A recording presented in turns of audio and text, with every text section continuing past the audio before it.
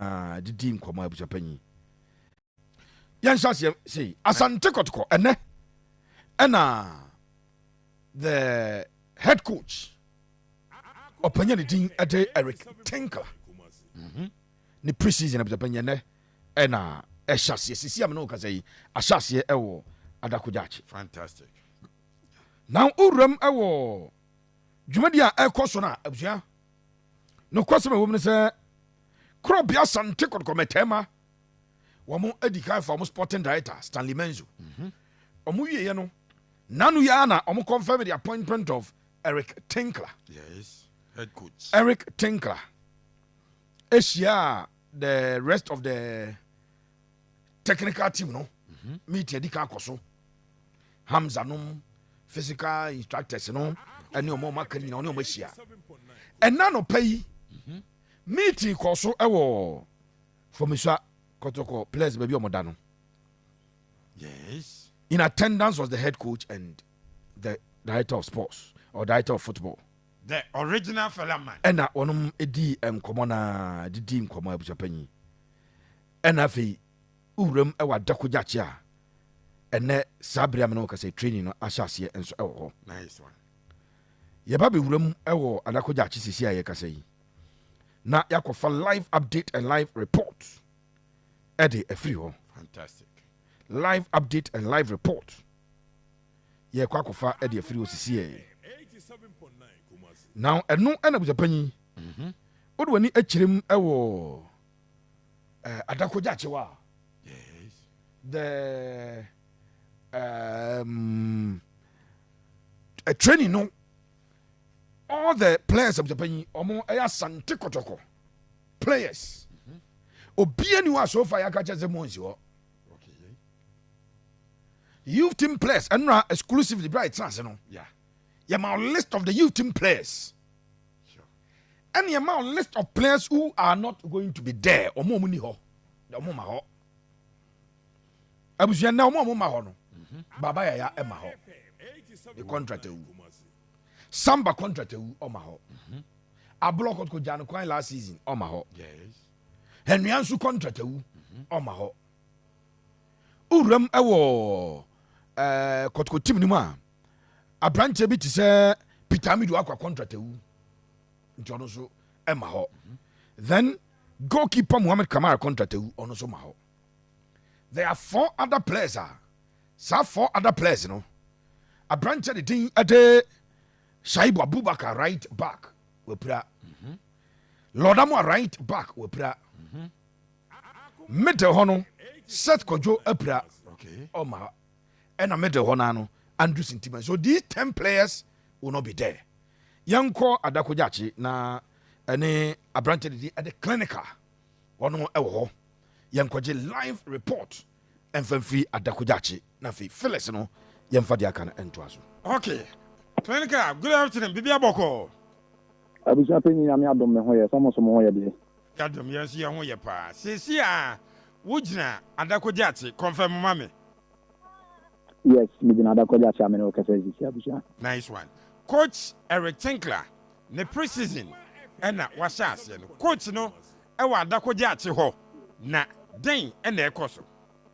Well, I am very happy now manya Eric Tinkler video ni no after second and the amede the manager ma display no you so bibia de Adakogyaakye wonom no Eric Tinkler e wo hono ma ye confirm e de amamo. Well, medical amamo time and players no arrival on the field of play and also on the training grounds. Meaning say oma display the ani ento aso ni nkomo live from Adakogyaakye. Atakoma 87.9 FM beshe the arrival of Kotoko players no yento aso. Well, abusuapanyi mesa that bi na ma start the free players are eme wonom available ewo Adakogyaakye. I'm starting from free goalkeepers actually. And goalkeeper ni din the Diary Abdul Aziz Harun eme one about the team Adakogyaakye as far as their first day of the preseason air concerned alongside Abranti and din the Benjamin Trim. These are senior goalkeepers in one about the team Adakogyaakye on the part of defenders no Abranti and din the Musa Hamzata one available and I say Zakaria Hussein Zach and so available abranti and the Francis Aqua ubenya abranti and the we know Patrick Asiedu one also available in Emmanuel Courtney and so a kamu bi ane women now defenders are one available as far as the one of the training concern or the medical department of the team now. Mamen fan to ja as abranti and the set kojo you na you say we pra minimum surprisingly most set kojo aba on the field of player in one adakoja bet 1 year intensive training. So the guys, and so intensive training, and as a player, what pra in me, one also sweating about back, branch and doing Andrews menu, one also reported, Adakoja to see say, other players, the likes of Abranti and doing Hubert Joe, Ubina Abranti and doing Abranti and doing, and so Hubert Joe, one available that American. Ede atu and Walid name in Romeo and so available Mr. Branty and Dean and so Eddie Romeo Munano available on the part of strikers no Ubina Kwame Poku Bay Dogo Yaku or no available one of Branty and Dean and so Eddie we know Kwame Poku Bay Munano players and me one available and so training grounds are in no Cassia.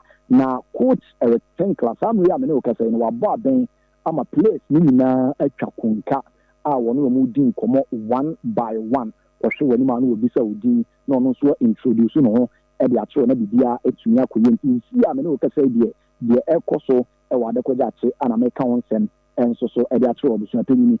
Now, opinion, the TNSA, Urum, a Adakojachi project now, but the kind of video that.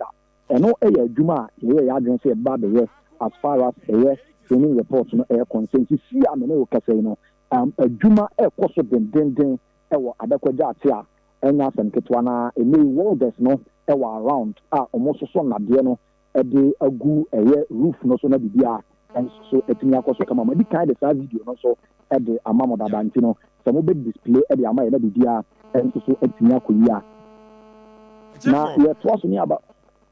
Asante Kotoko training grounds Adakojachi and the live reports clinical and AD come clinical young shadi wo coach Eric Tinkler ne technical team no technical team members no ewo ho ana ono nko a na eye n'adwuma sisi amene o kasa die emi mo se Hampton and afi uti the technical team guys are emi wonom kai after the sacking of Opinion and the Prince Owusuno Womonkwa and on together with Opinion and the Eric Tinkler and Omoya Juma. And my main fan to as a board chairman, Eddie PMU, Wadako Tabria Menoka say, or Honoma or monitor proceedings, and of course, Opinion and the Mr. Koto, and so available and on also monitor proceedings. But I'm told the board chairman at present, the monitoring of Adakojache and after the first training section of Opinion and Eric Tinkler.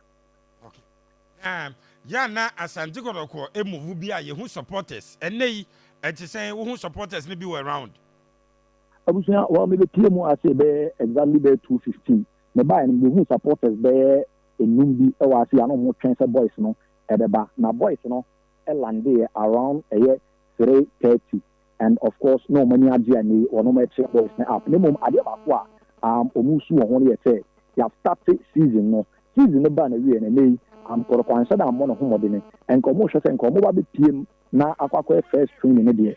And Kotoko any say or new signing be minimum and your maintenance and time or Kotoko and sign a player. They are not near the Bakwa, which means Aqua Chama, Ediama, Kotoko supporters. Minimum, you see, I'm not there 15 of them no or more any idea papa or more cheer boys now say and catch should be there fine. Or more cost work on Kodenia in Kotoko or making your restore back to the glory days. Trinka, what about players or more? Mami Misa, what's the football director or director of football? Menzo, who no ever around? Menzo and so ever around. Most of our full bin arms at the Honoma and also monitor proceedings. Some of the year at Yako Kamantina. Maybe Kotoko technical team no or more available or dear or matabiano at down. And have a top hierarchy. as far as Kotoko board no air concern no so attach down and omo monitor nyoma na ade ba ko amija no me say junior team players na na say youth team players no any players na omo ko loan Oko United no I think that 3 of them about the team ha Solomon Kwakusa Vitus Aboka and so about the team see and they share say the between yakui and after the lights of Abranti and the Lawson chain and Abranti and the best mark techi almost no junior team now almost junior team board into division 1 almost so team aba and the board bia yakui Asante Kotoko foreign striker Morfin Donzo all around Morfin Donzo team touch down on team my yes Morfin Donzo there me who was Samri Ameno Kasi Clinica Mijawa Mwako a wom unya Eric Tinkler and Kasai but Oshe ne attitude kwanya offers any players no edin komonia de Osha relationship no a cordial na bibi abeko kama. Yes, mpanyinfo kan wa say ndi say onim wadwuma onsuru bruni ana bruni na le gina onoma o ye adwuma ni ntino hwa di ina ene de ye osime technical team members no e di komo how si fa introduce no to players no ene how si bodi na so abodi so bodi di atre na out me say yes enyoma e ko kama party say ya na betimi maintain bi and discipline aya hwehwe e o club ya kuma si Asante Kotoko team na atre no ni gidi pass Eric Tinkler ebitimi de we meta say they are boys no e see afaso our come opinion no and respect her omodi ama no e won the first day at training which means say e massive enya Asante opinion Franka ewie akoma 87.9 FM yene yatifo yada sipi diaka bia no sigu ahoma no so yebeba na yabeje nyame hia pa abuja opinion no so na da wase ni akonya enti pepe yebemu adakojache enti yadasu ejinam ewa Asante Kotoko one more the start of the preseason of Asante Kotoko. Fantastic. Na sadia clinica ere etu dwa no the board chairman of the club. Sure. He's now the executive chairman of the club. Wano ebai ebipiem. Who said normally no say ho bafia yana panyini eye introduction no. Yes. Asante Kotoko administrative manager. Richard Akuto. Richard Akuto. And so our grounds. Fantastic. Now 10 years pa for the sake of emphasis. The original fella man. Technical team members are omo ewo CCA no. Minim se yemfa yinka ho Stanley nka ho. Se Stanley ka ho dia okay say technicalities o kan bi. To no head of Kotoko football nyasa. And a head coach Eric Tinkler. Assistant coach or head coach Adema the youth team. Hamza Obey Mohammed. Hamza assistant. It's youth team assistant coach. The deeper and the depa ye uti. Side in of any agro uti. Enti we munim mpanyifo aye kasa sabere ye bujapanyi. Wamo ewo Asante Kotoko training grounds ho. Nice one. Sa goalkeepers trainers ne ade no. Unsa ya taka say new king new law. He said new master sent yes nkomodie ekoso in terms of their engagement, how they were engaged and if they will be engaged further, they will be re-engaged. Sa nkomodie nyina esa bujapanyi ekoso ewo. Nice one. Enti udru adakoja ache sabre aye kase ya Asante Kotoko training no ena a resume na makacho se yen ya hayi information no inquire ya me kan general makacho youth team players na omukọ loan e wo Kwa United no sa youth team players na zapanyi enkwada no eye available Solon Kwakusa or a midfielder Abrante the thing at the Vitus Avoka. Utimi ball as a left back, utimi ball as a winger. Sanso ana Kodua. Kodua. Okay. Kodua.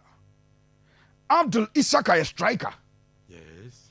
mpanyinfo ato nsa afrɛ no ɔmo nyinaa no ɛkɔyɛ medicals ne bi abusua panyin ɔmo ahyɛ pre-season ase with Asante Kotoko board chairman ɛkɔ pie mu ɛwɔ adakɔgya akyerɛ abusua panyin Yes. adwuma baako a ɔsan so ɛkɔyɛɛyɛ no ɛyɛ the project going on container na wɔn ɛyɛ redevelopment rehabilitation reconstruction every Na no more record. saa adwuma na ɛkɔ so no the board chairman has awarded the contract to Wisdom Grace Construction Limited. Yeah. Deɛ metia ne sɛ in the next 11 days ɛsɛ adwuma no bɛpanyi ɛba na ɛbɛsi in the next 11 days ɛsɛ adwuma no ba na ɛba bɛsi kabiru nam ka sɛ woma yɛn ɛyi no coach no coach Tinkler yi so asɛnde Tinkler video no aba ti busa china no mfama no yɛnkɔ yɛnim ɛna meka project ho asɛm sɛ yɛwɔ videos of the project enti owuram ɛwɔ adakɔgya akyɛw bɛpanyi Yes. And that's it. board chairman akɔ inspect project no. Wow. And me catch us roofing sheet na eguo. Aha. And now the buy is no more so. There be no gu form. And na asat and na time e call ni enya mo so. We ye enne saa bre yi. Me ba so bra koma 87.9 FM on Facebook. Now so for ani. Ebe hwe bi the original fella man waka. No waka. And that's it. Eti we ye enne saa bre yi. A ye kasa yi. Eti on say na ma catch a long span roofing sheet ni bi no mo yisu. Yeah. Enti containers say suru ni nyina omo aye flow e wo. Yeah. Omo wie flow no omo de nade no asisi ma na nya support nti omo de nade no ewurawuram aye flow no nti nya support e wo. Okay. E na afei omo erufi esoro no Okay. enkane roofing no na ya bonua no omo de unse your transparent roofing sheet bi normal roofing sheet ni bi no your transparent ones are normally go for sifia omo de bomb fifi ni say be ya normal sunlight ebetimi abafie ho. Okay. Enti we de omo yisu long span roofing sheets and no na bisapanyi wamo ede egusi to her the far end hona omo wie ho de Yeah. eno ye kire ho ba bia container white ni si na ye washrooms no omo wie ho no and omo move about the side wamo eye ahanso adwuma yi Yeah. eti project no board chairman akọ inspect Fantastic. omo beto tiles ewo esoro ba bia branch na opeja roofing sheet ni gina na omo beto tiles. Yes. And now what can so move flow you know. Yes omo begu skidi no ma to tiles ho. Okay. ɛna afei ɔmo bɔ so yi ɔmo wie a nkonwa ne ade ebesisisisia Wow. na ɔmo ayɛ ho adwuma aka kyerɛ sɛ nkɔmɔ bi a madie a mateɛ ne sɛ originally plan na ne ampɔnsa mo de yɛ saa project wei no Yes. na mfimfini hɔ no ɛsɛ nkɛyɛ swimming pool Okay. nkɔmɔ a madie ne sɛ panyini bi ɛbɛ recommend saa deɛ ma board ne sɛ nkɛbɛyɛ a kɔmo nsa nyɛ swimming pool because